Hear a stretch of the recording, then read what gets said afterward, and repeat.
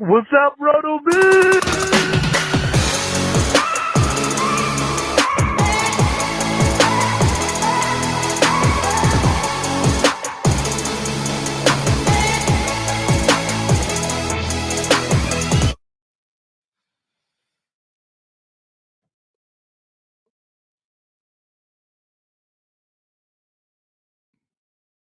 Okay, forgive the audio there. This is a special episode of the RotoViz Fantasy Football Show.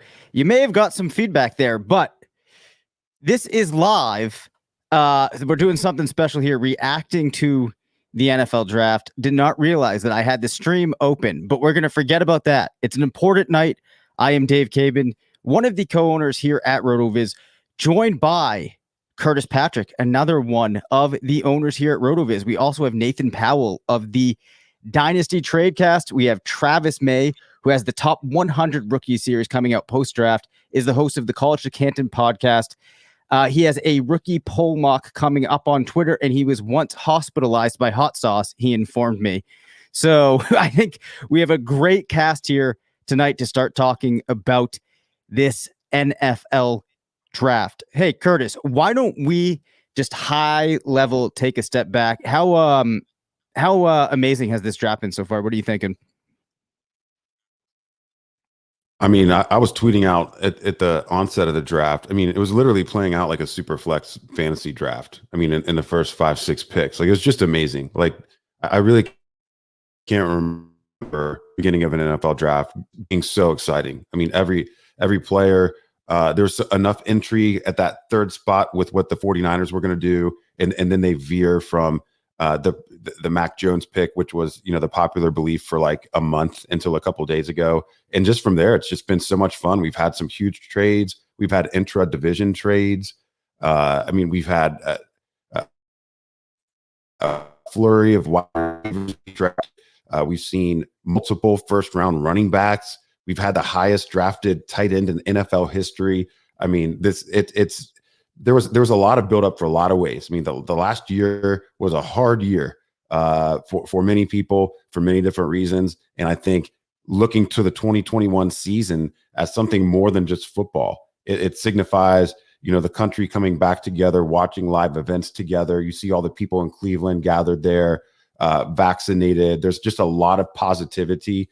And I mean, to see all the offensive skill players and then even some of the line picks protecting some of quarterbacks from the last season or two, you can get excited about that from a fantasy perspective. So, I mean, just Dave, I'm just completely amped, man. I'm completely amped. We're going to be talking about what's happened in this draft for the next couple of weeks. And I, for one, just can't wait to get started. Yeah, I mean, this has been playing out very interestingly. A really interesting pick just came in that we are going to work our way up to as we talk through the landing spots for these prospects. So the first pick came in, no surprise there. It was Trevor Lawrence, followed up by Zach Wilson going to the Jets at the second pick in the draft. I know we've talked about them a lot.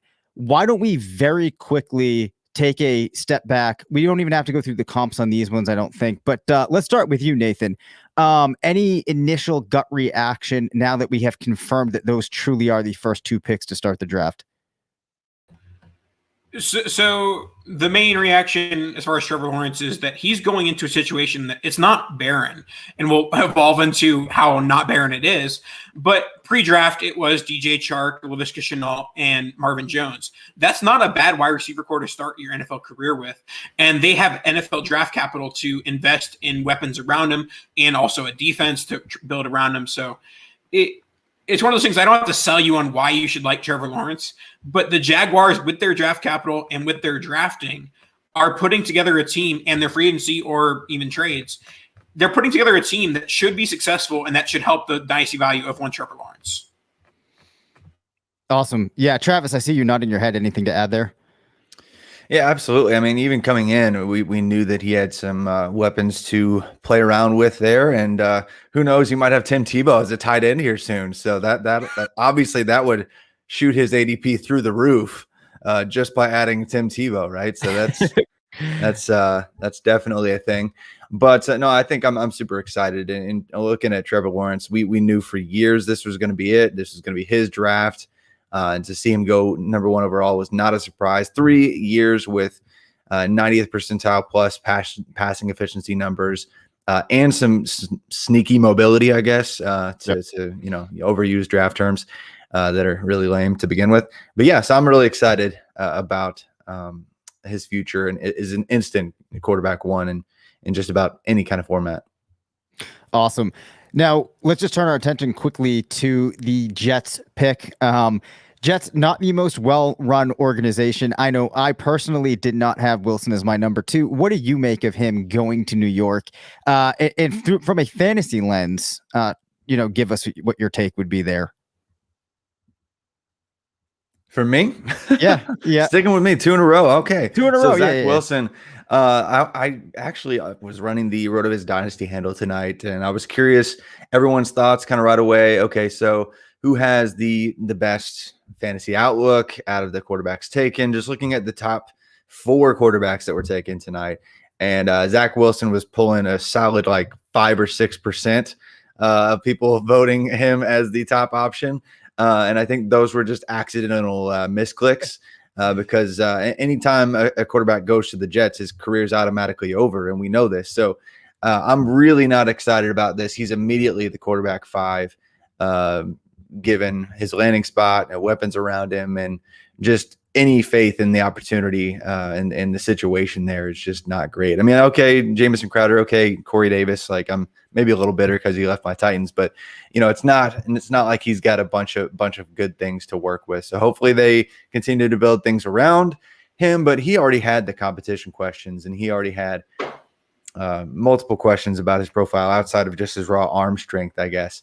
So he was suspect coming in, and this did not help. Yeah, no, I definitely agree. I actually was just working on a write-up reacting to these quarterback landing spots before we came on. I had a very similar take.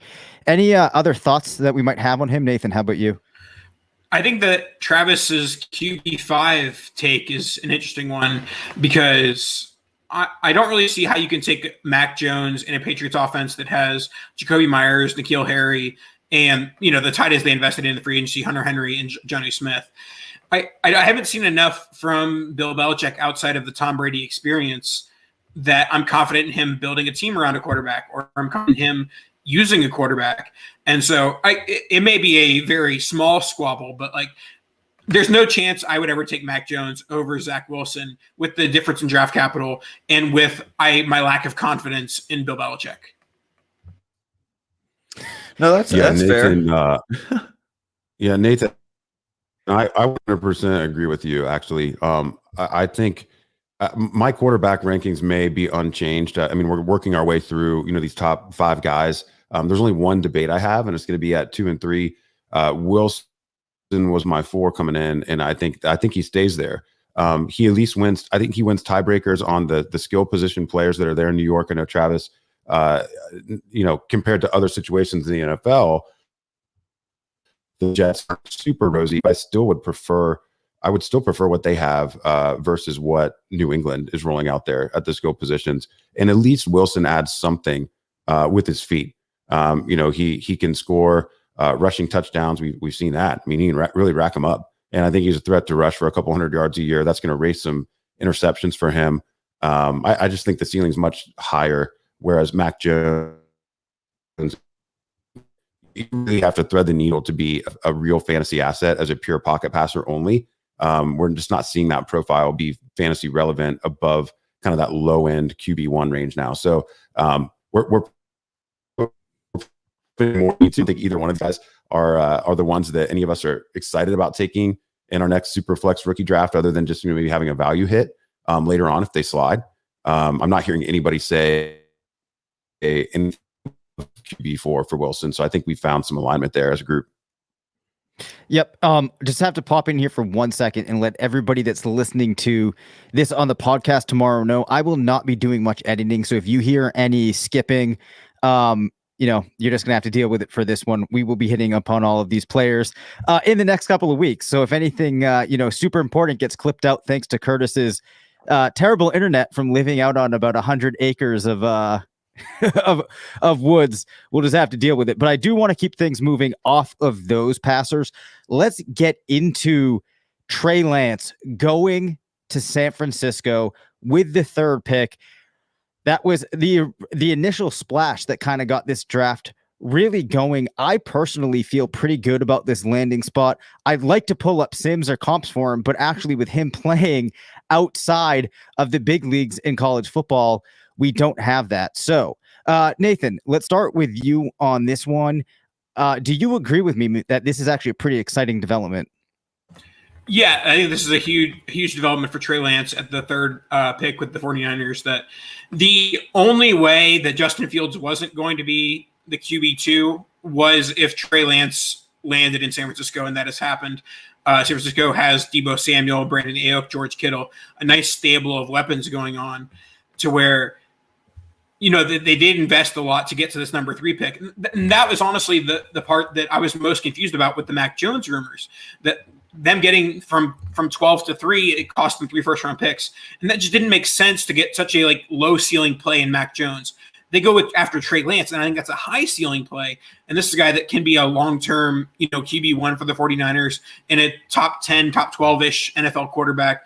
So I love the pick for the 49ers, and also think that it is definitely the best scenario out of all the quarterbacks that went somewhere. He went to the best scenario. He went to the best landing spot. Yeah, I don't think I would disagree with you. Travis, are you on board with that as well? Yeah, I mean, everybody wanted their guy to go to the 49ers because of the opportunity and the scheme that's pretty friendly to quarterbacks. And certainly the surrounding cast looks better and better every time you look back at it. The more detail you dig into, you're like, okay, yeah, this is an incredible opportunity. And when you build in his mobility with that opportunity and the creativity that can be there now that was not there with any of the quarterbacks that they've had in the past year or two. It's obviously the best situation to jump in and have some success right away. No, I was just on another show just earlier this evening talking about, several people actually on the same group were actually talking about how they were, well, Trey Lance, this is perfect because he can sit behind Jimmy Garoppolo. And I'm like, I don't know why. I mean, I guess, but I think the moment Garoppolo struggles at all, I could see Lance popping in and immediately never giving the job back again, just because of what he brings as a dual threat on the ground. And really, he's got the crazy arm strength, and he's got a nice analytical profile if you squint and are okay with his FCS competition level. He's got a great 28-0 touchdown interception season that we've been talking about for a year and a half now. But yeah, I definitely like it. I actually still have Justin Fields as my quarterback too, but they're kind of in the same tier now. I think there's just a break, and then 4 and 5 with Wilson and Mac Jones are kind of by themselves. Got it. Curtis, I saw you nodding your head down there. It looks like you're also kind of excited about this maneuver.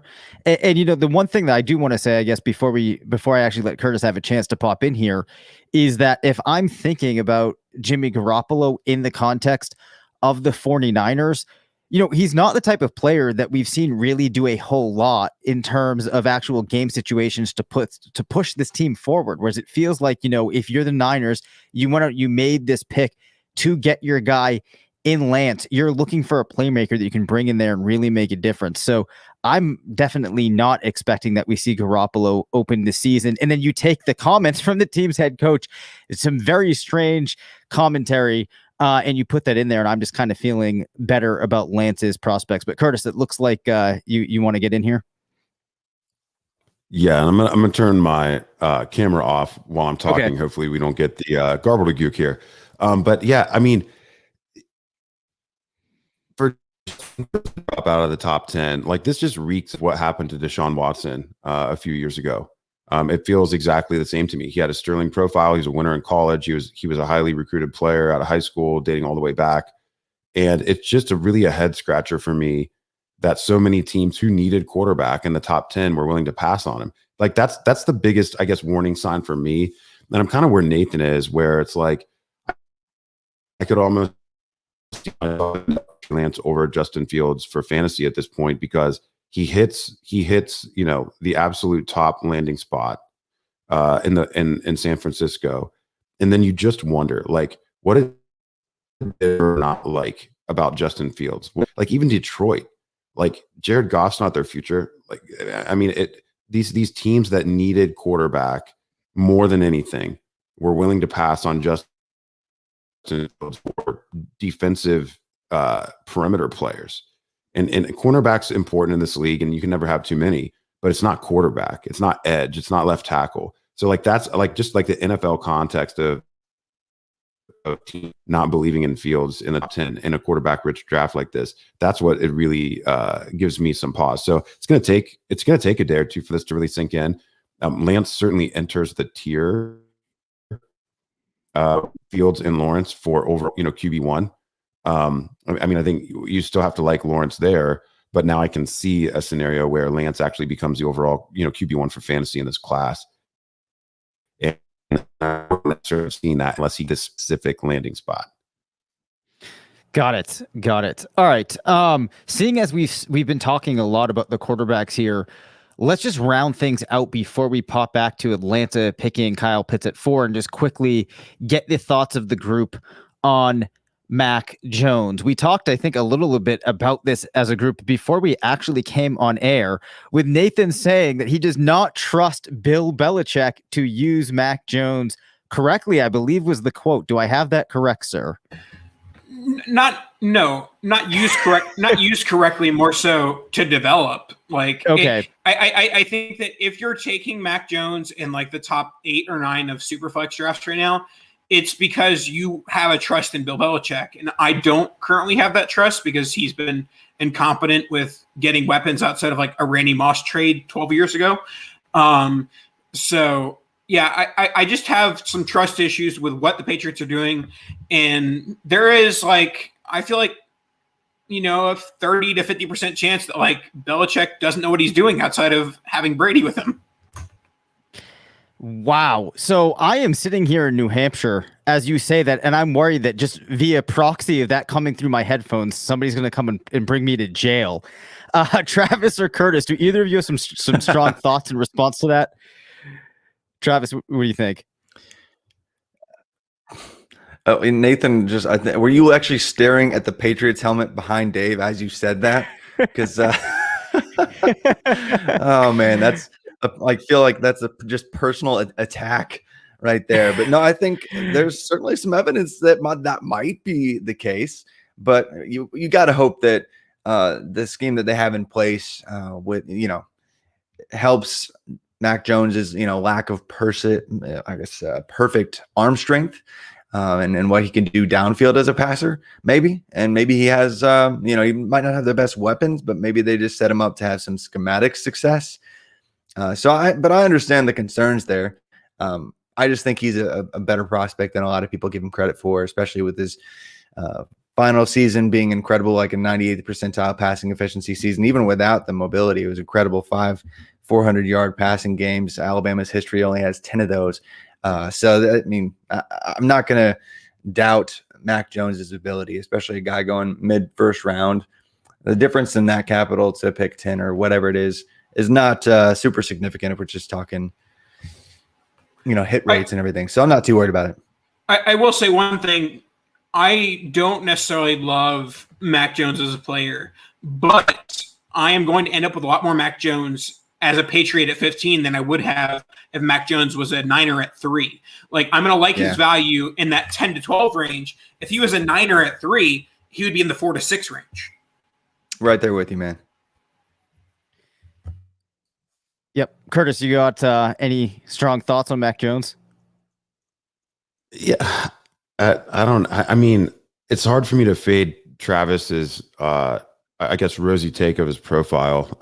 And, if he can be a high, pass completion percentage guy, and if he had better weapons, I would be more optimistic on him. Like he can just dish it to, the weapons and let them rack up some yak. I don't understand what the Patriots offense is supposed to be. And that just gives me a lot of pause. There's a question in the chat from Frank Duffy. Frank, one of the best Twitter followers I have. Does Mac beat out Cam in year one?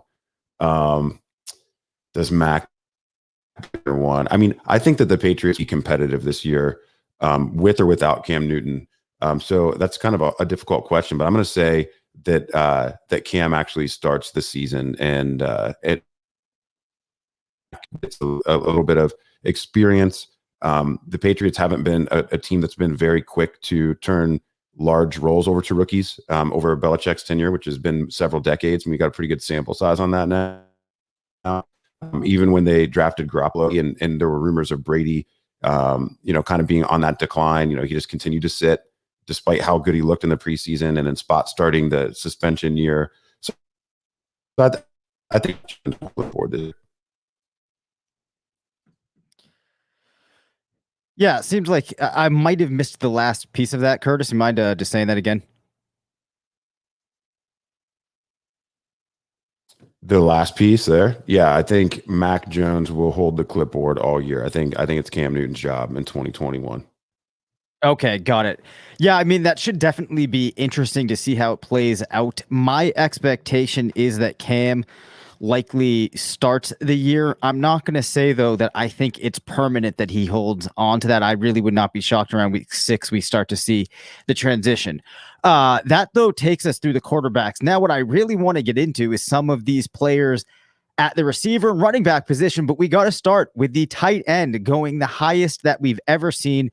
That is Kyle Pitts, now getting teamed with Matt Ryan, Calvin Ridley, Julio Jones, and an Atlanta offense that was one time one of the most exciting in the league. Are they going to get back there? Travis, talk to me about how good Kyle Pitts is and how good of a landing spot and how good of a fit this is for him.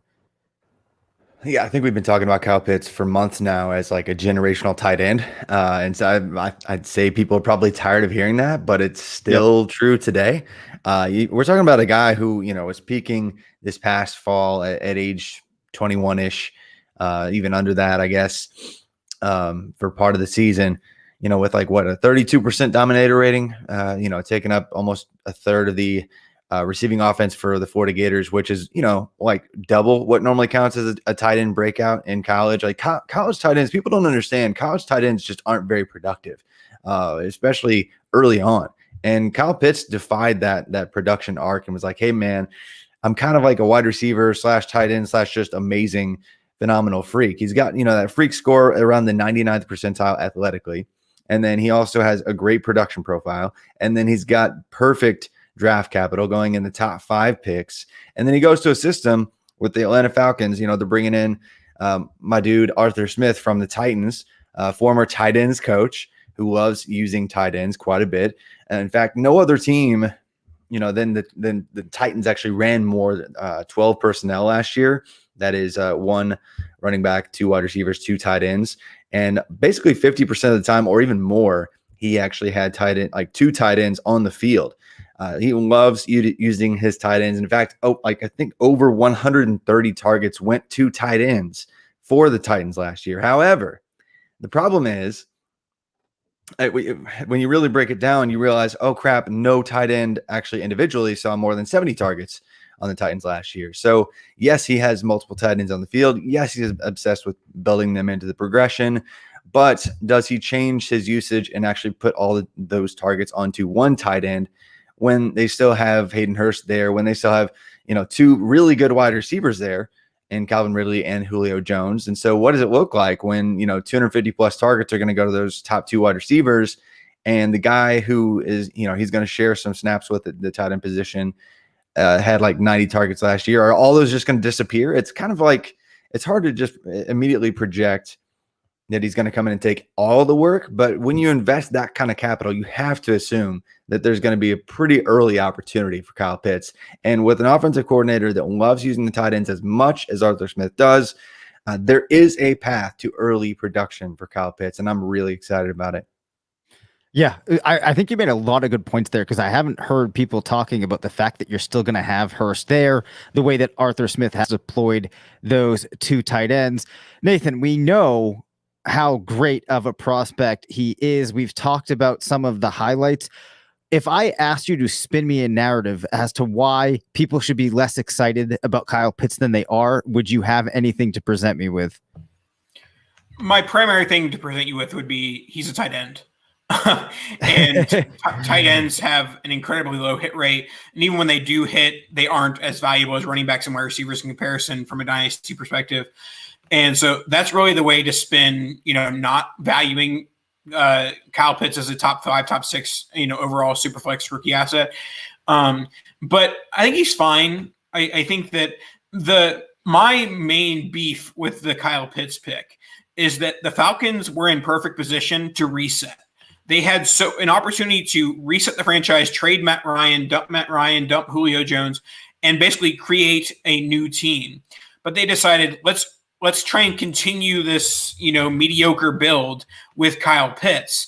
And so obviously this is more of a dynasty show, but from a non-fantasy perspective, I don't understand the pick. I think that this just cements the Falcons into the middle of the NFC South and into the middle of the NFC, as it would be. But from a fantasy perspective, I have Kyle Pitts as tight end 3, tight end 4 in Dynasty, and he's the top tight end drafted ever. And so, you gotta like what you're going to see from there. And there's not much running game there with, Mike Davis is their RB1 as of, recording this podcast. I'm sure they're going to invest either a 3rd or 4th round pick in the running back position. But in terms of Kyle Pitts, I think that it's a solid landing spot here. I just don't really understand the purpose for Atlanta. Got it. Hey, Curtis, do you have any updates for me on what we might have in any of the RotoViz tools or, just anything that you wanted to add on Pitts? Yeah, so we like to look at the box score scout after the NFL draft, and because the one variable that we don't know during the piece is what's the draft happy. We could guess that Pitts would be early, but now we can actually enter in draft pick 4 and see where he lands. And the closest player to him is no fan, but the score is 24. So it just shows you. He's a unicorn. Like Kyle Pitts really is a unicorn. Like there's no one compares to him. Even the players that do compare to him don't really compare to him. Fan Ebron, T.J. Kinson. That's really. You can't get any better than that. It's a trio of top 15 NFL draft picks, which is fine. I think Pitt will draft it in most formats. I think 2 tight end is where I would consider taking him as early as he's going to go. Otherwise, I'd really rather go a different direction for dynasty purposes. Got it. So Pitts goes at 4, and then we have the first receiver going, another player that everybody has been super high on. And of course, that is Jamar Chase, coming out of LSU, gets to play with Joe Burrow, get to put that connection back together. Of course, you have Tyler Boyd there in that offense. You have T. Higgins, another bright young star from last year.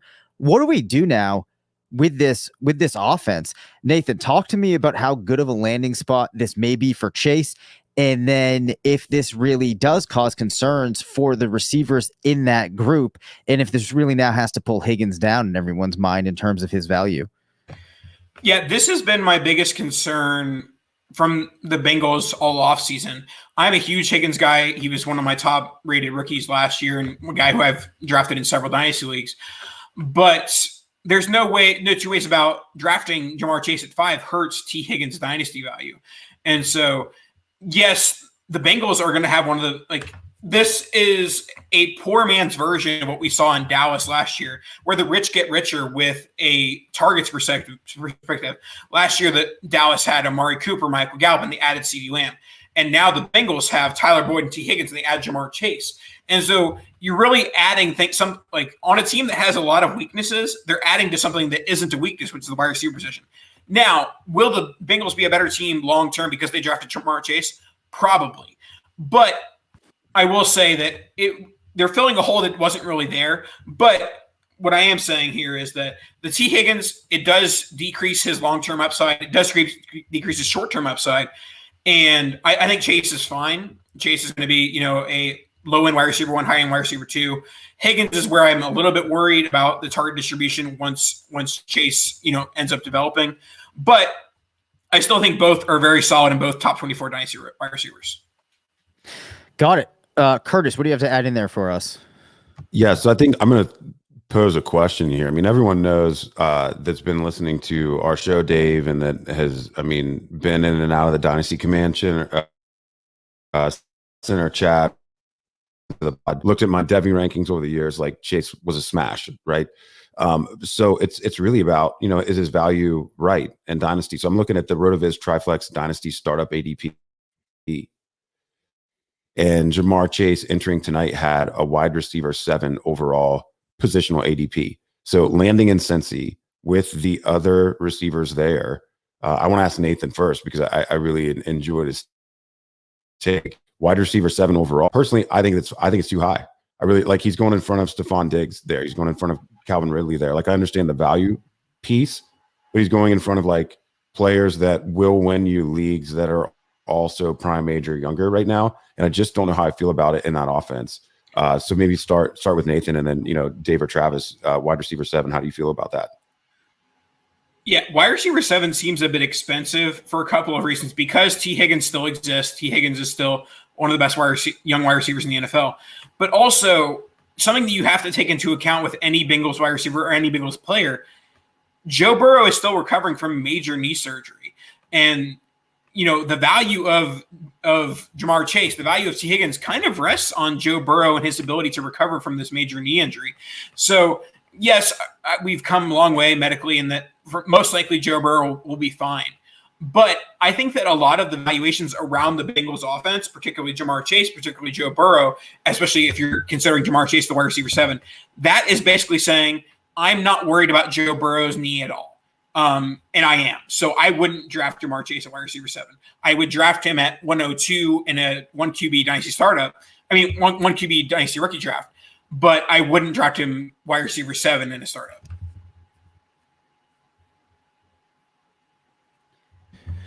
Yeah, that's a little rich, especially when you mention guys like Diggs being in a similar value range. You're drafting him at or near his ceiling, especially given the other options there with Higgins and Boyd. And yes, last year, if you look at the target splits, it is kind of crazy to think about this, but there were 3 wide receivers who actually had over 100 targets there for the Bengals last year, and they were spreading it around and airing it out, and nobody had over 120 targets. And AJ Green, or the ghost or zombie version of him that is now gone, is no longer there. And they plug in Jamar Chase, who should be a clear and obvious upgrade.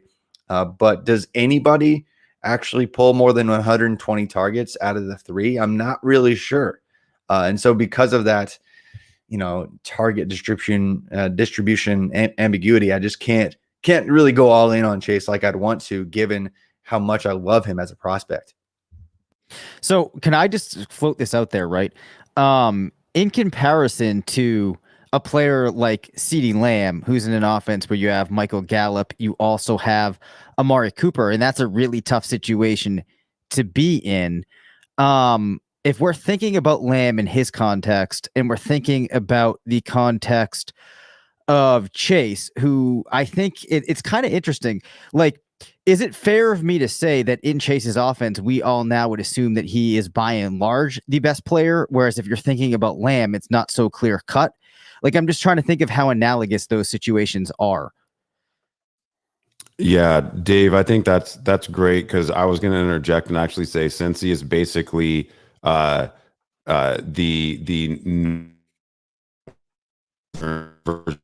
outdoors with a quarterback we're not sure about yet. So like they could be the next Dallas.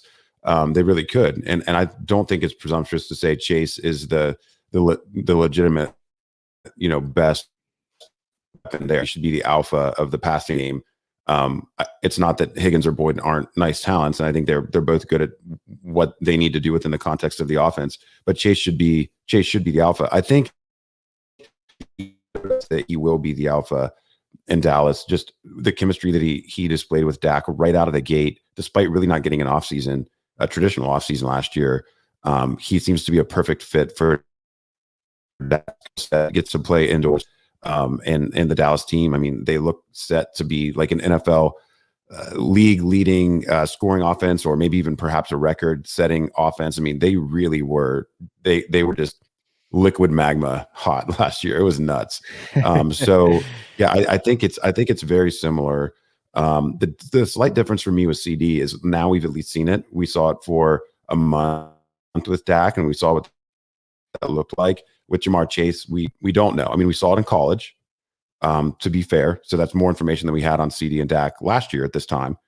But how will that transfer? It's not the same offense. Burrow's hurt now, and certainly Cincinnati versus AFC North is not LSU versus college football. Yeah, that definitely makes a lot of sense there. So I certainly understand those points. We could probably continue to expand upon that, but I do want to move along to make sure that we're able to get to one of my favorite players that was coming out of this class, and that is Jalen Waddle, coming out of Alabama. Goes as the first of the 2 Alabama receivers that went in the first round. He lands now in Miami playing with Tua, and he gets to go back with the former teammate. Hopefully there's already some chemistry there. I think some people might find this kind of an interesting landing spot because you do have Will Fuller.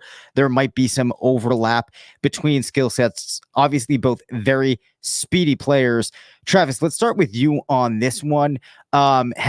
Give us your quick take on where Waddle would have ranked in this class heading into the draft, and if that has moved at all as a result of the landing spot and the draft capital that Miami put into him. I think a lot of people that value analytics over the film side of analysis would have had him going in the later first round for Superflex rookie drafts. I think that's pretty safe to say. But people who kind of have a balanced approach or value kind of a more film heavy analysis and just love his raw tools and burst and just ridiculous athleticism to his game probably would have still had him in the middle of the first round of Superflex drafts. And frankly, I'm not going to double count here and, be like, oh, he got the exact draft capital that I thought he was going to and move him up my board because of it. He's going to stay right where I had him already as a late first kind of pick. Early on, I think 70 to 80 targets, maybe max 90 is probably what we're looking at in year one for him, just given the opportunity at hand and the offense that he's going to be inserted into. But, he could pop off and have a few big games just given his skill set. And so you might have a few sell high windows because of that. And so that's probably going to be fun for the people that do go ahead and invest in Jalen Waddle. But I'm not super high on his long-term, high-volume fantasy football contribution. Got it. One thing that's probably worth just pointing out in the context of that too is I believe Will Fuller is on a 1-year deal. So if that's something that's scaring anybody off that's listening to this show long term, you might not need to let that factor in that much. Before I hit over to Curtis to get some of the updated comps now that we know his landing spot, you have any quick thoughts for me, Nathan, on Waddle to Miami? This is what Tua needed. Tua needed a guy to get some separation. I know that some of that to an extent is Fuller, but he needed a guy long-term who is going to get the separation in the offense. He wasn't going to survive with Devontae Parker, being his number 1 wide receiver. So I personally didn't like the pick. I keep on putting my NFL slant here, but I would have much rather them gone after Sewell at 6 and protected Tua from a offensive line perspective. But if they weren't going to go that direction, I think that Waddle was the next best option with the speed that he provides to an offense. Curtis, what do you got for me? The updated Sims for Jalen Waddle in this landing spot. Jerry Jeudy actually becomes his number 1 Sim, followed by CD Lamb. We get Tate in there and Ted Ginn, all the top 4. So this is a pretty dicey group. A coin flip. Going a little bit further, we see Percy Harvin. You can see some overlap in skill set there. That's pretty interesting to pull in. But then we also get Nelson Aguilar, Dexter McCluster.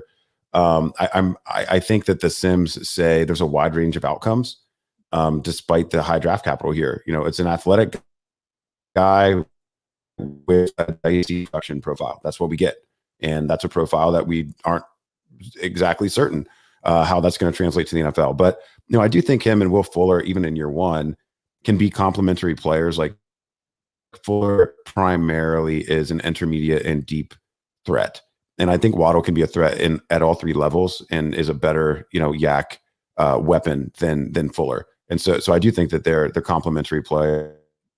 And I'm mostly happy that the Dolphins dodged, or that Myles Gaskin dodged the Dolphins' first round running back bomb there. That's probably my favorite thing about this pick for the Dolphins and their pick to tease that. Yes, I'm certainly happy about that as well. I like what you noted about Waddle being able to play at all three levels. As I've said for a while now, I'm actually pretty high on him. Maybe this isn't the greatest landing spot he could have, but it doesn't change my opinion too much on him. One final note that I'll say as we read through some of these list of comps, like when we're reading through the first 10, you still might see like 4 or 5 guys that aren't the greatest comps in there. To me, like those are actually still pretty good lists when you're getting players that entered the league with pretty good profiles, because I think that what RotoViz users will find when they go and they play around with this is a lot of receivers might get 1 or 2 interesting names in there. So just keep that in mind as we read through these. So we have Waddle going at pick 6. Carolina and Detroit both passed up their opportunity to go the route of getting Justin Fields. Denver also skips going for Fields. Finally, we get to the Eagles making a move to go and get Waddle's teammate in Devonta Smith. We talked on the show, Curtis, about how his size may not have been as much of a thing that people needed to worry about as it was made out to be by some. We'll come back to you in a second. Nathan, what do you think of this landing spot? And does this shoot, Smith's value up in any way, going to a team that looks like it could certainly be in use of his skills? Well, we talked a little bit pre-show about the future of the Eagles offense in relation to Jalen Hurts. And if Jalen Hurts and the Eagles are going to be successful, it's going to be with Devonta Smith as the wide receiver 1. We saw minimal to nothing from Jalen Reagor in year 1. And so I think this puts, Devonta Smith in the driver's seat for being the wide receiver 1. In addition to the draft capital spent on him, they traded up. They used a 3rd-round pick to move from 12 to 10, which is kind of a hefty price tag just to move up 2 spots. So I think that with Devonta Smith, they're dead set on this is our number 1. They didn't want the Giants to take him. They didn't want him to didn't want him to be with their division rival. So I like the landing spot because I think that this offense has some upside. I think that the Eagles offense as a whole has one of the lower floors in the NFL, but it also has one of the higher ceilings if Jalen Hurts develops into a solid pocket passer. Travis, you agree with that? Yeah, I said it better. I think that they're looking to make him the focal point of the offense there. As much as I think all of us probably liked Jalen Reagor last year, and I think he could still pop and be productive as the second option there. You have to conclude that Devonta Smith is going to be the go-to option there. And I think for many people, Devonta Smith is probably still in the wide receiver 2 conversation in this class. And I think that's exactly where he belongs, despite what we might say about his BMI and despite what too many people have said about his BMI. What he does, and it is incredible. And really, if you look at his peak production, he's a 98th percentile kind of prospect. 90th percentile prospect, according to the adjusted production index, and a measure actually put together that takes a look at receiving dominator rating, yards per team pass attempt, and touchdowns per team pass attempt. Really a balanced view of really any wide receiver's overall contribution in terms of being able to handle volume, being able to maintain efficiency in that volume, and being able to score touchdowns at a high rate. And then when you throw in the draft capital, it's an easy decision to keep him as a really highly valued wide receiver in this class. Okay, yeah. So some of the updated sims for Devonta Smith from our prospect box score scout, Corey Coleman, actually his closest, Odell Beckham Jr., his number 2. We pull in Kendall Wright, Devontae Parker, Michael Floyd, Nelson Aguilar. But then we get pretty exciting at the end. We get CeeDee Lamb, good Mike Williams, Clemson Mike Williams, Brandon Cooks, and Sammy Watkins. So, I mean, this is a really good top 10 here. And the thing that I like about this landing spot is it really legitimizes the Eagles' belief or my belief that the Eagles view Jalen Hurts as their franchise quarterback. And so I like Nathan's point about the floor being low, but I think it's the ceiling is very high. I don't think that you can overstate that. I mean, and we have some very talented guys. I obviously wrote up Jalen Reagor as one of my trades in a couple of weeks. I think his price is going to drop after this. But perhaps what he needed within the context of the offense is to not be the only player that belongs on an NFL roster, which is kind of the situation we had with that wide receiver core last year. So very excited about this landing spot for Devonta Smith. And like Travis said, BMI not as important as API.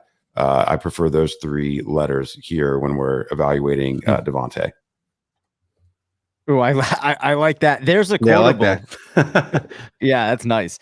All right. So you also had the other trade there, the Bears moving up for Justin Fields, which I was really hoping New England could get him, so I felt obligated to mention that again. But we've talked enough about the quarterbacks, I believe. The next player that brings us to that we have to talk about is a player that I was not a big fan of. I believe that Travis was not a big fan of. Nathan, you may have agreed. Yes, you agreed with me here as well. And that was Kadarius Toney, wide receiver out of Florida, going to the Giants to likely play in the slot. They're bringing in Kenny Golladay this year. They have Daniel Jones at quarterback. What did you make of this pick? You can give me your NFL perspective and then also your fantasy spin on this. So from an NFL perspective, I don't necessarily think there's a huge separation between wide receiver 4 Kadarius Toney and maybe wide receiver 7 who's going to get taken in the second round. Yep. But my problem here was that it's not necessary to take a wide receiver 4 in this draft at pick 20 because you can then pick wide receiver 7 at pick 47, pick 43. But in terms of, a fantasy perspective, I think it's a solid landing spot for Toney himself. There's a lot of different things going on in that Giants offense, but and we see this a lot with young quarterbacks, but this is the Giants saying, all right, Daniel Jones, we're going to give you everything we possibly can. And if you can't succeed with Kadarius Toney, Sterling Shepard, Saquon Barkley, Evan Ingram, if you can't succeed with all this, then you're a bust. And sometimes that's often like necessary evil. Like give this quarterback everything that they can possibly have and then judge them on it. And so Toney is not going to be my, wide receiver 4 drafted in dynasty or fantasy, but he enters an interesting situation where he could be, wide receiver 1, wide receiver 1A in this Giants offense. Got it. Travis, what are your thoughts on Toney? No mention of Golladay there, man. I see how it goes. So we'll go with 2. He's the wide receiver 2 behind Golladay. Yeah. Yeah, man. I've joked a lot about how much I don't like Kadarius Toney as a prospect, and I think I even said earlier this evening if the Titans took Kadarius Toney, I would just disown the Titans. Later, man, I'll just root for the Falcons, whatever. But he's not going to be, like Nathan said, going early in rookie drafts for me. I'm going to end up with 0 Kadarius Toney just because everyone else that likes him already more than I do is going to reach because he's got the capital, and even the people that just show up tomorrow and be like, oh yeah, Kadarius Toney got capital, I should take him. I'm going to end up with none of it because analytically speaking, he's a hard nope. And the only thing that was ever going to fix his profile was going to be first round draft capital. And even so, like his best comps are not the best. Like he still comps to a bunch of really terrible players outside of basically Percy Harvin and maybe, Curtis Samuel, if you like that. But if you plug him into most of the most any kind of model still, even with first round capital, where he was taken, it's not great. So yes, he had a weird, for those that are not familiar with him and his story, he was a quarterback in high school converted to a utility player off and on with basically this running back wide receiver thing that Florida wanted to do, and really wasn't given the reins to just embrace the wide receiver position fully until this past season. And he was a lot of fun. He's a lot of fun to watch, but he's got a lot to figure out at the position, even from a film standpoint. So I'm just going to end up with 0, and I'm okay.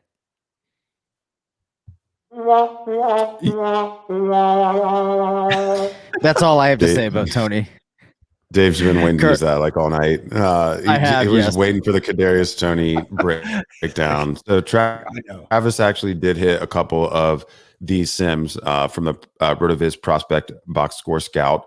Our closest sim for Tony with draft position 20 is Philip Dorsett, but you get Percy, Andrew Ruggs, Judy. Like, I don't really think that's that bad. I mean, for the top 5, Dorsett's the only total whiff there so far. I mean, I think the jury's out on Henry Ruggs and Jerry.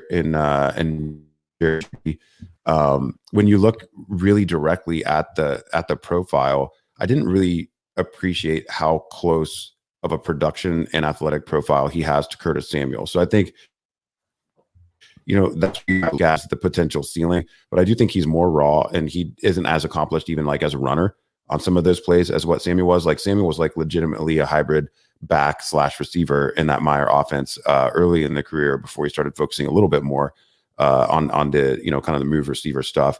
A little bit down further outside that top 5, it just becomes an absolute disaster on the sim list. We get Dante Pettis, Devin, Titus Young, and Dexter McCluster. So, it's actually a better list than I would have thought for Tony. He's getting built out totally by draft position and his 40 time here. And, I mean, really, the 1-3 makes up for 40. It's a decent speed score. So there's some redeeming qualities here. My biggest issue is that for me to like Tony, I would have wanted him to land in an inventive offense of some kind, but he lands with, bread, vanilla ice cream, manila folder, chalk, Jason Garrett. I mean, it's the absolute worst pairing of player to offensive coordinator mind. If he would have gone to Kansas City, or if he would have gone to New Orleans, or if he would have gone to Green Bay and been the number 2 receiver there, like, there's spots where he could have landed that I probably would have over adjusted if he had still got the first round draft capital. But this was not one of them. So, Tony's definitely not like going to move into the back end of round 1 and rookie drafts for me, despite the early draft capital and the wide receiver 4 status there. Didn't we also see Tavon Austin play for Jason Garrett and the team, try to make a case that they were going to use him all the time, and nothing came to fruition? He was completely misused. Yeah, as a web back. I remember it's the first time I ever heard that. He was going to be a web back. He was going to get 15 to 20 touches per game. It's one of the worst Roto World blurbs of all time. Yes, absolutely. So I think that we can pivot now off of Tony. Let's get to what is going to go down as a very exciting pick for a lot of people. I feel like Curtis, we actually talked about this. I don't remember. Yes, it was last week, about the possibility of Naji Harris going to Pittsburgh, how pumped up people would be. Now, you recently drafted him in a RotoViz Triflex Dynasty League that we are in. You took him before I had the chance to get him. I am not feeling great about that. I'm actually going to let you roll with this one first instead of our guests here, because I'm sure you're so enthused that you want to break this down for me.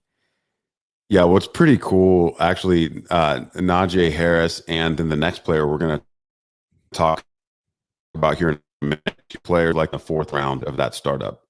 So I took Naji at 401 in a super flex startup. Was very happy with that. And then I traded up to the 404 to grab that next player.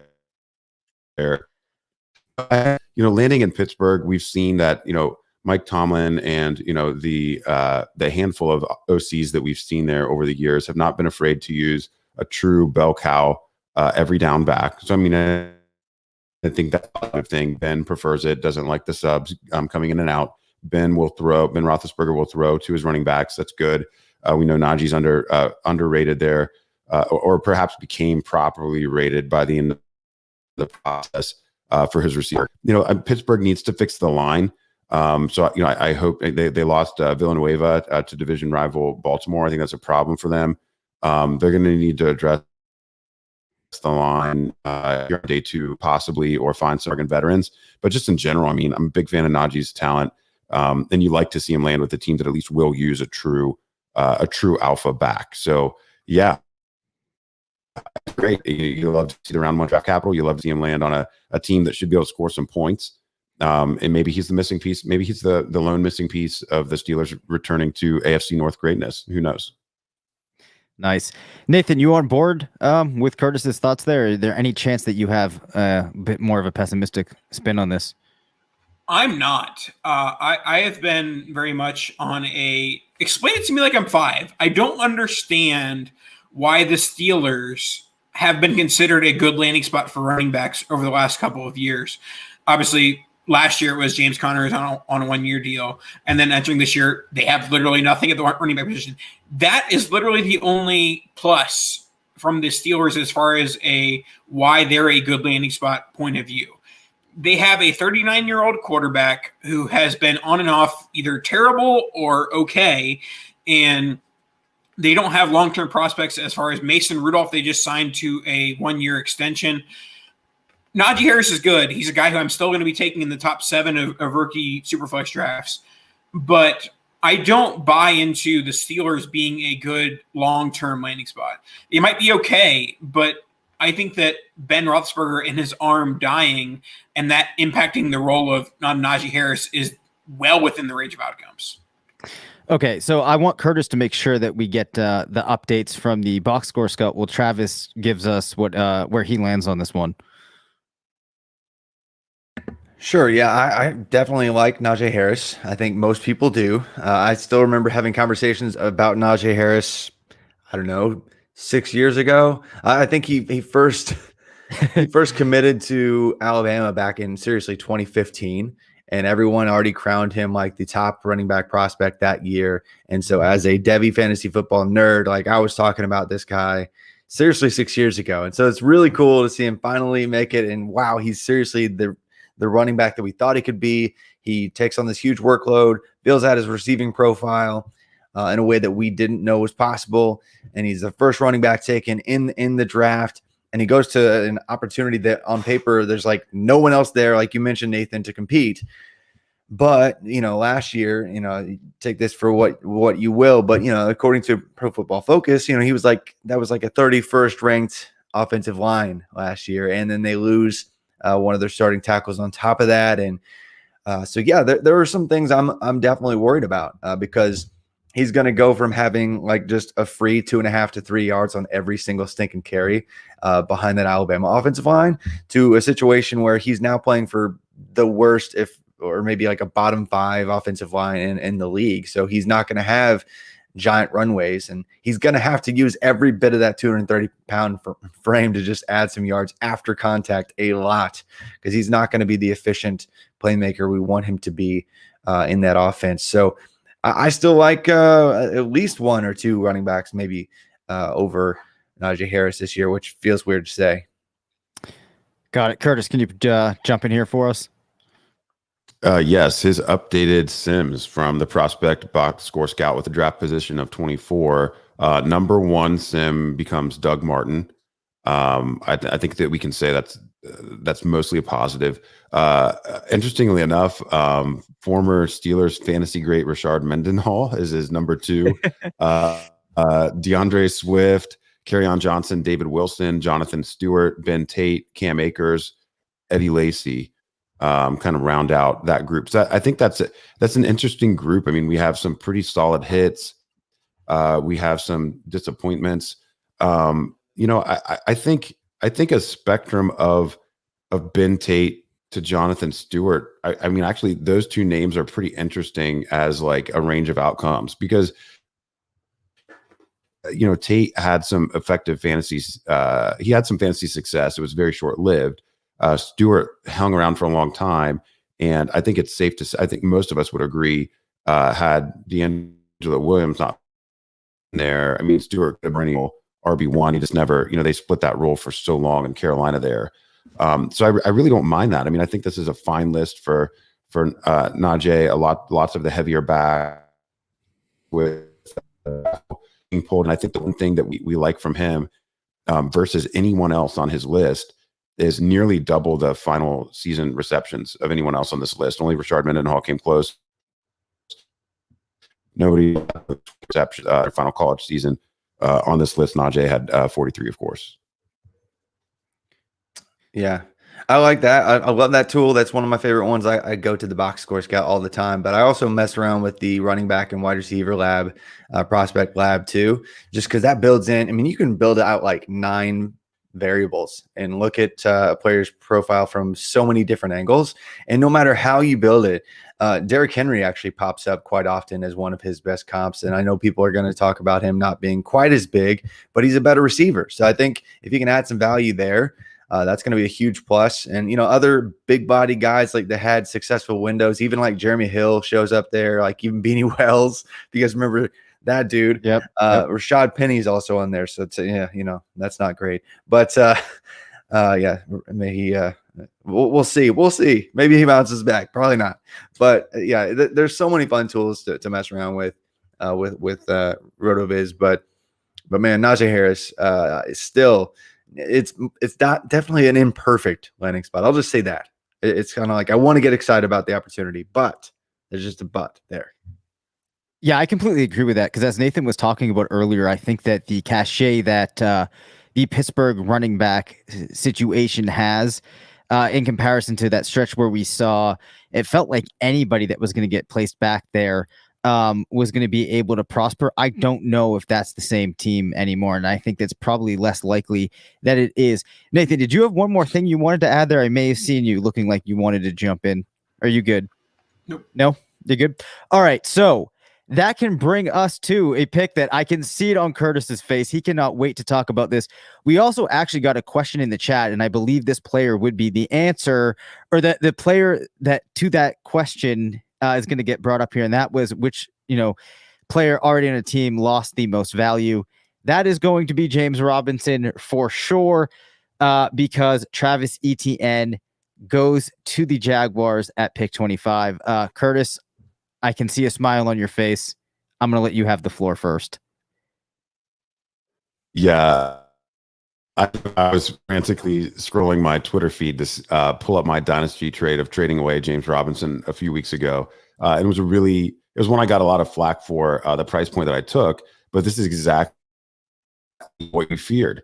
So Travis Etienne goes 25 to Jacksonville, and James Robinson, whether this draft pick in the first round with such a talented player happened or not, there was no circumstance, regime change, the system change, coaching change, that Robinson's going to get the same type of backfield work share that he had in his rookie season. He definitely already had the best season of his career, no matter what happened in the NFL draft this year. Those set of circumstances weren't going to occur again. Now, Travis Etienne, just this is a very, very bad situation for James, unfortunately. So Etienne, we'll go ahead and start with the tools here, and then we'll kick it over to the other guys for some instant analysis. What's really interesting, and I guess when you compare the seasons and the final season receiving and the similar 40 times, this kind of makes sense a little bit. But Etienne pulls in a lot of the lighter comps from Najee's list, but then some other guys too. So Mendenhall, interestingly enough, is his top sim. And then we see Cam Akers, Mark Ingram, Clyde Edwards-Helaire, CJ Spiller, former Clemson great. I think that's a really interesting sim. Of course, Spiller was a top 10 pick in the NFL draft, but stylistically, I think there's some similarities, except Etienne's got 20 pounds on Spiller. So perhaps will be trusted to carry the load in a way that Spiller never was. Kerryon Johnson also shows up, but then we get Kareem Hunt, DeMarco Murray.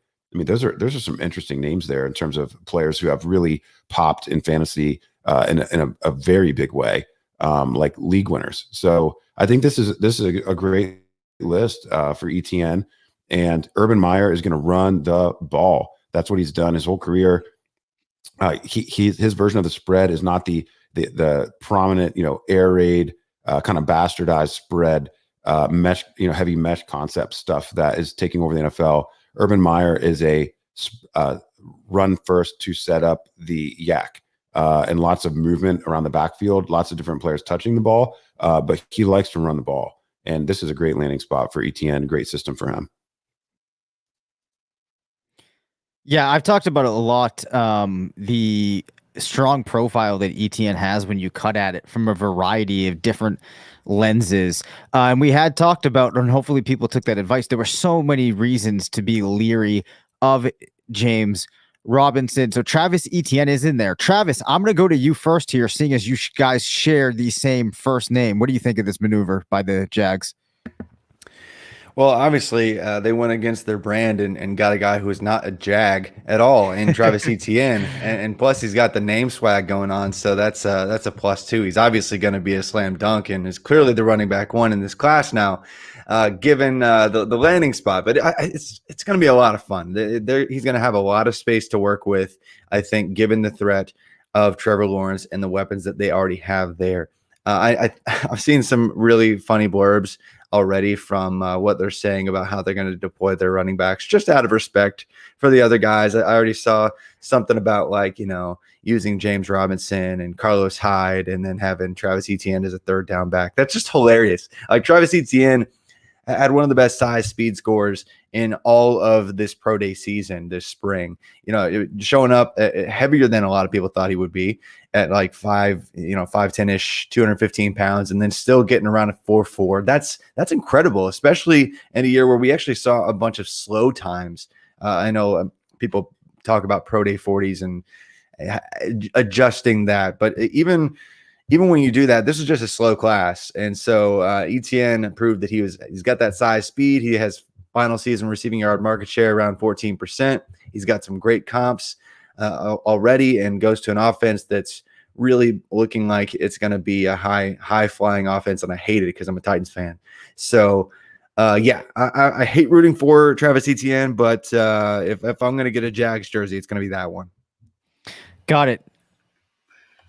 Yeah, Dave, when you asked me when I logged on, like, what was my most exciting pick, this was before the Travis Etienne pick happened. Yep. And I answered Trey Lance. And now that the Travis Etienne pick has happened, the answer is Travis Etienne. I think that the Jaguars, I kind of, displayed the disadvantages of the Steelers landing spot. And for all the reasons that the Steelers aren't the best landing spot, the Jaguars are a great landing spot. I love their wide receivers with DJ Chark, Laviska Shenault, Marvin Jones. I love their quarterback in Trevor Lawrence. And Urban Meyer, obviously, there's some to be seen as far as, like, is he an effective NFL head coach, NFL offensive coordinator? But I think that Etienne is set up to be, a 15 to 20 touch type guy in a very productive NFL offense. So Etienne's my number one RB based on, Harris to Steelers and Etienne to Jaguars. I'll take the long-term upside of a Trevor Lawrence offense over a Ben Roethlisberger offense every time. So wait a second, though. I got to interject in here.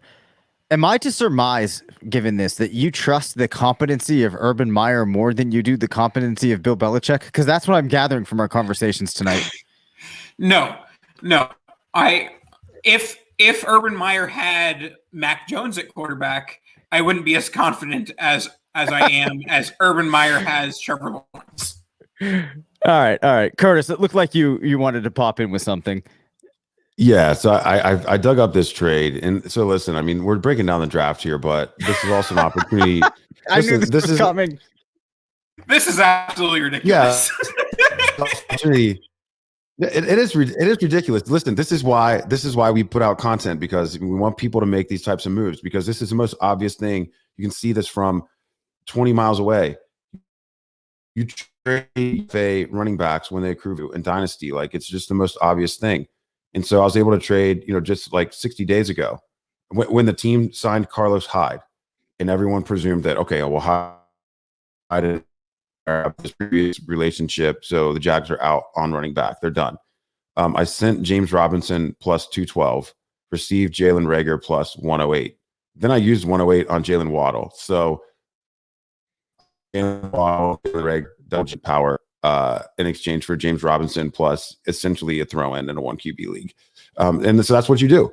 You trade UDFA. I mean, you could have done the same thing with Philip Lindsay a couple of years ago. UDFA, run hits, enjoy the production you got, send them away, reap the profits, and just move on. I think Nathan, to hop on your enthusiasm there, Naji's been my one running back in the class all along, just by the thinnest of margins. And, I'm going to keep him there for now. However, if it could change as soon as the end of the NFL draft. Like, literally, time some people listen to this pod, I might change it if the Steelers don't address the offensive line. That would really be all that it would take for me at this point. It really was for Etienne. Yeah, no, I like that point too that you made about we have to see how they do fill out the rest of these teams, because that could shift the opinion on some of these things.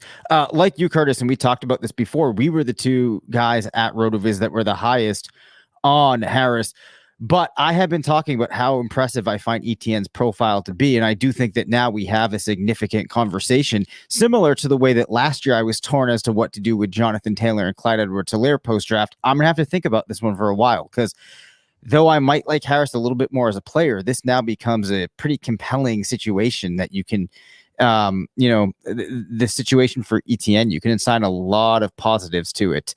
Let's get to the final player that's going to have fantasy implications or direct fantasy implications for the majority of our listeners as we head into 2021. That's Rashad Bateman going to the Baltimore Ravens. So the wide receiver out of Minnesota finds himself in this offense that Curtis and I have just been railing on week in and week out. Nathan, try to give the people out there some reasons that they could be positive about Bateman going to Baltimore and why Curtis and I might be wrong that this is not a good landing spot for any wide receiver. So landing spots, for the most part, you have to factor in value. And the reason why I have been salivating at the Baltimore landing spot for the last couple of months has been, I know whoever goes to Baltimore has an immediate bump down in value. And so there's going to be second and third round wide receivers that are taken ahead of Rashad Bateman, the first rounder to Baltimore. I will not be one of those people. I will be taking first rounder Baltimore wide receiver Rashad Bateman over the guys who are going in day two. So my excitement here is over the fact that there's going to be people who are making the mistake of saying, oh, running team, oh, Lamar Jackson, not a passer, and taking lesser receivers, taking lesser guys who don't have the investment that Rashad Bateman does. So I like Rashad Bateman as a receiver. And then when you add that with the fact that people are going to overrate the, downgrade of his offense, all that equals is a, positive fantasy value for Rashad Bateman. Absolutely. And Rashad Bateman, I mean, he's got a great, we've been talking about him and his production profile for a long time. I think all of us here love Rashad Bateman as a prospect. Yes, the situation's less than ideal, but man, you guys remember the last time a wide receiver was selected as a first rounder for the Ravens? It was Marquis Brown, right? But he was dropped down boards like crazy, like Nathan mentioned, because of the landing spot. And so I think it is all about the spot in which you try to acquire him. It's going to be like a game of chicken with Rashad Bateman, I think, in rookie drafts, if you're worried about early opportunity. But one of the most ridiculous examples I've ever seen of draft capital just being ignored was when we saw Marquis Brown get taken. And for him, it was size concerns as well. But I'm going to read just the second round, by the way, from a real rookie draft of mine where I got Marquis Brown real quick. Okay, so this is 14-team league, by the way. So starting at pick 15, 2.01, we saw Miko Hardman go off the board. And after that, we saw J.J. Arcega-Whiteside go off the board. And then after that, we saw Irv Smith Jr., Andy Isabella, Justice Hill, Bruce Anderson, undrafted free agent running back, Darrell Henderson, and then Marquis Brown at pick 22. Just an absolutely absurd reach after reach after reach after reach. And I'm not going to name drop just because I like the people too much. But man, they made some bad decisions. And thank you. Yes, waiting to use that one. I'm sure. Yep. Dave, but I really like Rashad Bateman's analytical profile. Like his adjusted production index is above the 90th percentile. He had a great breakout age. He checks a lot of boxes from a film standpoint. If that's what you're into in terms of what he does and how he wins. He wins on slant routes at a ridiculous rate. He wins on double moves at a ridiculous rate. So Rashad Bateman just has most everything that you want to see in a wide receiver prospect, and the landing spot's not perfect, but he's probably going to drop into the second round now. So have at it, guys. Enjoy the value as it drops. Dave, can you play the sad trombone one again?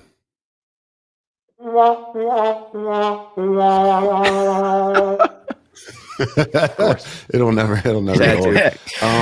So it will not. And I don't ask for the sound clip there necessarily for Rashad Bateman. It's that sad trombone is playing for someone in the Ravens offense, for one of the following three people: Rashad Bateman, Marquis Hollywood Brown, Mark Andrews. I don't know which one it's going to be. But what I do know is the offense can't support all three. And so two of the guys will probably be values and one will be overpriced. And so it's a little bit of pass catcher roulette in Baltimore. Dave, we went over the quotes from John Harbaugh in one of our earlier episodes this week. I mean, like doubling down's the wrong term because Baltimore literally is just sowing the ball. Like their offense doesn't need to be fixed. I mean, it's an incredible offense, and they need the right players to execute it, and they can win the Super Bowl the way they're currently constructed. They need to fix their defense, and they need to be able to execute in crunch time. So, I mean, adding talent at receiver is a good thing. I mean, Lamar should hypothetically have an open player on every play. If he can get through but the team's going to have passing attempts. They're going to be in a lot of neutral game scripts. They don't pass a lot when the score of the game is within one score. We reviewed that on a pod earlier this week. So, I mean, those things haven't changed. I mean, what's changed is that the name, on the back of the jersey, out there on the perimeter at wide receiver. So I kind of sort of agree with Nathan that this is a good value opportunity. It's not a situation where I'd want to be gobbling up multiple players from Baltimore. So for Rashad Bateman's the best player available in your rookie draft. I'm not saying you should fade him, but if you also own Hollywood or Mark Andrews, you might want to consider after you take Bateman, what are you going to do to kind of spread that out? I don't want to be concentrated. You guys, that's an interesting concept, Curtis, to try and throw it back to. I guess we'll go to Travis here. My question would be, if you are like, okay, I really want Bateman now, what are you doing with your Hollywood Brown shares? I mean, so I'll go first. I'm going to go first real quick because I don't keep it short, Travis. I mean, so I think Hollywood is a better or the type of splash plays that Baltimore needs in the offense. And we saw it happen in the playoffs at the end of last year. I think Bateman will profile as the chain mover, in addition to Andrews being that chain mover. Probably a better bet to have touchdowns than Hollywood. Hollywood becomes more of like a Deshaun Jackson-like figure in the offense. And I mean, honestly, I would just rather, I don't think anyone's projectable week to week because of the limited volume. So I'd rather just have the guy that can win me a week once in a while. That's kind of my take. Yeah, I was going to say from a right there with you, just from a much better best ball type play and player to have on your team. If there's a best ball aspect to your league, then he is like a week to week starter. But then again, I think Hollywood Brown is entering year 3 of his career, and if this is just a crater to his value, or if after a few weeks you can't move him right now, there's no one that's going to really go for that and give you anywhere near the value that you'd like. So you have to hold right now. and wait for a kind of an up moment in that big boom week that you might have to move off of him, or wait for the crater to crater even worse, and even try to add a few, understanding that given their investment in Bateman and given their likely nature to keep Andrews there as a target, I doubt they even exercise his 5th-year option. And maybe if you're playing long-term in Dynasty, you hold on and hope that he has a nicer landing spot with a second contract, having a career arc like Emmanuel Sanders or something like that. Just a longer term thinking there. I do think that we're going to see elements of 2019 Baltimore Ravens offense in 2021, and that's going to be your selling opportunity for the entire Ravens offense, whether it be Lamar Jackson, Hollywood Brown, or even to a small extent, Bateman. The Ravens offense was pretty much bad in 2020. And, you have Dobbins continuing to improve. I know Curtis is a huge Dobbins guy. And so I think that, once we start to see some semblance of 2019, that's when you'll have the opportunity to sell any of your Ravens guys that you don't want to, hold on to. Yeah, I mean, Dobbins is kind of the same situation as Bateman. Huge guy, pre-draft lands in a situation where there's only so many rushing touches to go around, and Lamar Jackson takes 1,000 yards and 7 to 10 rushing touches a year, and they don't throw the ball very much at all. So it's just kind of the same manifestation that we see in the running game. They're splitting the valuable rushing touches up 3 ways, splitting limited volume up 3 ways, and it's like the Baltimore offense is definitely a situation where the whole is greater than the sum of the parts in the NFL. And the parts are really good too. But for fantasy, it's just you just want Lamar Jackson and not really anybody else. And I don't think that Bateman landing here really changes anything about that.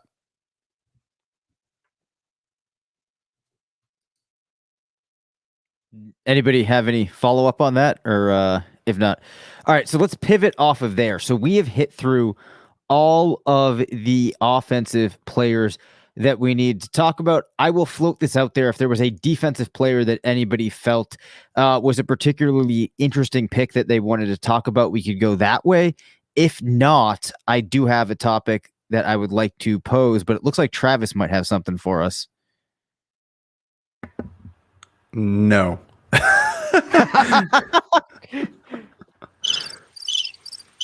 I've been waiting to hit the crickets too, so that was it. So no, you caught me. It's funny. I've been juggling some things. I've actually finished my Kyle Pitts piece while we've been podcasting. Oh, nice. And been tweeting out RotoViz Dynasty stuff. And I was on other shows tonight. It's just been a weird night, so I completely missed your question. So. Oh, that's fine. Just being honest. Guy. Yeah, that's fine. I was gonna say this guy is rocking and rolling here though. But we got into a little bit of a conversation that I want to talk about before we close. Remind me if we actually did talk about this on air. But the question came up about which players' value changed more positively tonight.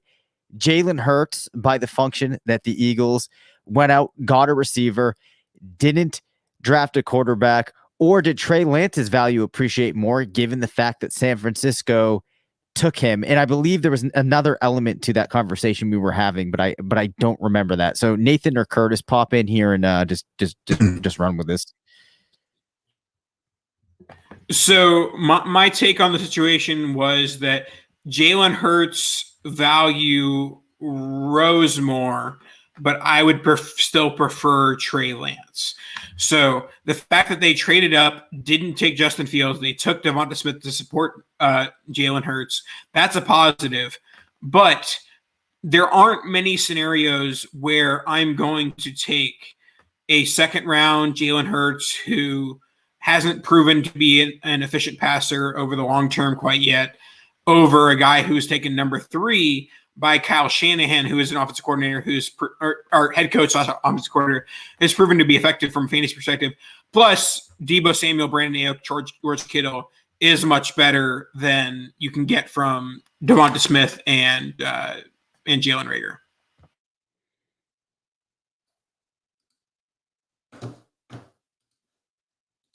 Yeah, so just to add some context here, I'm looking at RotoViz Triflex, RotoViz Triflex Dynasty Startup ADP. And coming into tonight through 27 drafts this year, Jalen Hurts is QB 13 with an ADP of 37.3. Lance was QB 14 with an ADP of 47.5. So going almost a full round behind Hurts. We're talking about early fourth versus very end of the fourth, the two players. And so, Nathan, it was before the show, Dave, to get back to your point. This was not on air, and we were kind of figuring this out together. I really appreciated some of the points that Nathan meant, or that Nathan about the land, the surrounding weapons. I mean, he's still got the Konami code aspect to his game. Certainly run the ball. When you look at what San Francisco has in the backfield versus what Philly has, if you're still a Miles Sanders believer, perhaps Lance will not. Perhaps with his size and the lack of a strong running back, Lance gets some of those goal line carries. I mean, we could legitimately see like rookie season Cam Newton stuff from Trey Lance this year. Like, I don't think that's out of the question. So you have to look at all that. But then, for me personally, I'm a bit conflicted because I feel like Jalen Hurts should. I mean, if I was running a franchise, I would have thought, he was the top 10 overall player in last year's draft. It's always really not made sense to me why he was a second round pick. He had this hole in his profile because he transferred and he lost the job in a weird way, to Tua, who also ended up being a first round pick. And we've had other recent, college quarterbacks lose their job or transfer over far less competition. I mean, Justin Fields going 11 overall this year, left Georgia, and the team started Jake Fromm over him.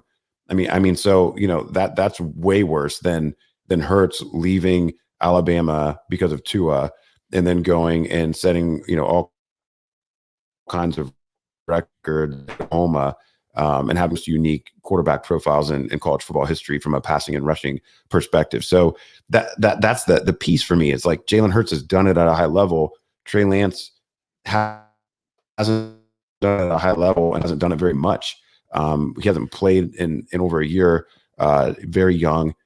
So it's, how much do you believe in his athletic profile and the Shanahan offensive system design? And how much of a chance are you willing to take on that versus Hurts, who we saw at least be, a pretty impressive fantasy producer in limited sample size last year, and his offense is objectively better now, having added Devonta Smith. So it's really a fascinating debate. I think it's an important one too, because if you don't take a quarterback in the first 3 rounds of your draft, you're going to be faced with this decision, or perhaps both of them move into the 3rd round now. You could easily be faced with this if you're on team, fade QB in the first couple of rounds of a super flex. So this one might take a week or two to figure out, but certainly an interesting topic. And it's also one of those topics that there might not necessarily be a wrong answer. That Trey Lance, Jalen Hurts could both possibly be top 8 to 12 dynasty quarterbacks over the next several years. And Fields as well. Yeah, that's definitely in play as well. So a lot of exciting things that happened. Maybe let's try to close this down quickly. I will throw out this question, and it's okay if we have overlap in the answer. I'll start with Travis on this one. The most exciting pick that was made. Forgive me if when you were talking about somebody, you already kind of said this, but what pick to you really pumped you up? So I think the pick that really pumped me up was actually the Travis Etienne pick, just because of just because of his name. No, I mean, it's way more than that. And when you look at what James Robinson was able to do, I know it's a new regime and everything. There are things that are going to look different than last year. But he came in and virtually dealing with a lot of the same pieces with an upgrade at quarterback, and basically a way better situation. And James Robinson was an undrafted free agent talent and came in and was like, "Hey guys, what's up? I'm a running back 1." And then Travis Etienne comes in with 1st round capital with an incredible receiving profile with multiple 1,500 yard plus seasons on his resume and all the pedigree in the world. And you you got to get giddy with that. So I was just, that was the most exciting pick for me. Very nice. All right, Nathan, how about you? If you're taking away Etienne from me, and we've talked at length about Lance, I will say Waddle, because the Miami Dolphins offense, we've talked about the Bengals, we've talked about the Cowboys, we talked about all these offenses that have this high upside. The Dolphins have some sneaky upside here with Waddle and Fuller and Parker. Like, they don't have a bad offense around them, and if Tua can show what he showed as a college player, then the Dolphins can sneakily be like a top 5 offense in the NFL. So I actually, I don't love the Waddle NFL pick from an NFL perspective, but we're talking about from fantasy. I think Waddle could play himself into being a top 20 wide receiver very quickly. I like to hear that. All right, Curtis, what do you think? No, man, I'm going to throw it back to you, Dave. I want to hear. I'll go last. You take your player off the board. Okay. Man, we haven't let you spout much tonight.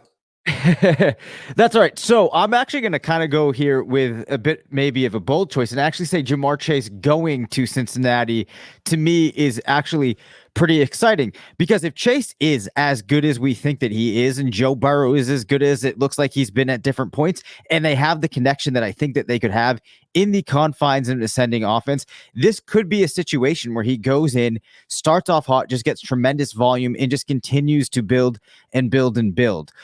So this is exciting to me because it's not all the time that you get to see a player like Chase with the talent that he has get put into a situation where, yes, there's other players there, but there's other factors that might allow him to really prosper. So I'm going to try to spin this positively here on Chase and say that I actually find it pretty exciting that he is going to be going back to Cincinnati, or I shouldn't say back to Cincinnati, but going back to playing with Burrow. Yeah, I like that. I think that's a great spin. I mean, I think that's the underrated themes of the night, or a fun theme of the night, is so many reunions between passers and pass catchers in the first round. We saw it with we saw it with Chase, we saw it with Devonta Smith, we saw it with Jalen Waddle. And so, that's pretty cool. I mean, that's got to be rare. I don't think it certainly hasn't happened 3 times in the first round before. Of the available choices left on the board, I mean, I'll go back to Philadelphia trading up for Devonta Smith. I think makes that pretty exciting. They felt so compelled that he needed to be on the team. They make a trade with their hated division rival to get in front of their other division rival to take Devonta Smith and play keep away. So we talked about this an hour ago. I think Nathan brought up the point. The team has to us that they see Devonta Smith as their bona fide wide receiver 1 in doing this, and in paying a first plus a third for him, taking him in the top 10. They care more about his talent, his physical profile, see him for what he is. So I think that's really exciting, and it's cool. It's cool for him after how dominant he was in college to completely validated being, the third wide receiver off the board, despite the physical profile questions, and going in the top 10. So it's also a bit of a feel good pick for me. Yeah, very cool. Very cool. So I think we have a lot to be excited about. Want to thank Nathan and Travis for coming on. Why don't, before we sign off here, Nathan, tell us, what people can look for, coming out of your neck in the woods in the coming weeks. Yep, for sure. Make sure to tune in the Dynasty Streetcast on RotoViz Radio with myself, Nathan Powell, and Dan Senio. We'll have all the reactions to the draft weekend and how you should react to that from your Dynasty team perspective. And also, I have a series for those that are a commissioner of a Dynasty League. I have a series called Commissioner Chronicles on the DLF YouTube channel. Make sure to check that out. We cover all sorts of different Dynasty topics in terms of, Superflex or contract or Devy, or basically if there's a topic you're looking to cover as a commissioner, the Commissioner Chronicles is looking to cover it. So either it's been covered or ask me to cover it, and I'll be happy to talk about it. So Commissioner Chronicles on the DLF YouTube channel, and RotoViz Dynasty Cast on RotoViz Radio. Awesome. Travis, let the people know where they can find you and what you're going to be up to in the next couple of weeks. Sure. So I've got my College to Canton podcast, which really focuses in on really the journey of prospects from early college football recruiting throughout their college career, talking about production profiles and breaking down players from all sorts of angles, getting drafted all the way to discussions as to who should be, in the Hall of Fame. So it's just it's a fun show. I love doing that. Have a lot of fun guests on there talking college football and NFL. But I've got my top 100 rookie series coming out at RotoViz here. Again, I always do that one kind of pre-draft, and I do that really early. And I've been making that list and working on that really since like late last September. So I've been digging in and doing both sides of the ball, offense and defense for you guys. Generally about a 60-40 split there. So if you play weird IDP leagues, even for you guys, putting some names out there. So we're going to have 100 rookies here out shortly. As soon as the draft gets over with, I'll basically have that list completely done.